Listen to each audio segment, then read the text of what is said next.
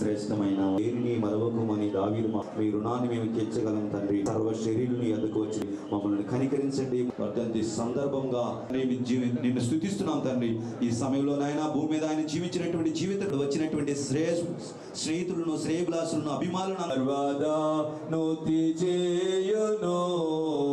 నీతి గలయే నీతి గలయే స్తుతి మీ ఆత్మతో మువ్వలే మువ్వవైదురు లెబనోను ఉన్నారు.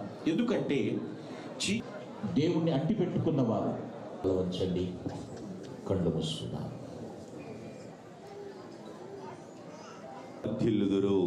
ఇది దేవుని వాక్యం.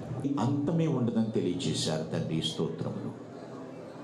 లేఖన భాగంలో నుంచి మాట్లాడిన మాట, నేను ప్రారంభించి ప్రవేశపెట్టిన పథకములు ఎలా జరుగుతున్నాయి అని తండ్రి దాన్ని తక్షణమే ఎక్కడ నీతిమంతులు ఎప్పుడు కూడా సంతృప్తిని అనుభవిస్తారు. విశ్వాసం అటువంటి పటిష్టమైనటువంటి విశ్వాసంతో ముందుకు వెళ్ళారు. వాక్యము ఆయన నోట నుండి వచ్చి ఆయన పలుకగా వెలుగులోనికి వచ్చి సహవాసం, దేవునితో సహవాసం చేసేవారు దేవుని ఎదురు చూసిన దాని అవలేలుగా అధిగమించే సహవాసము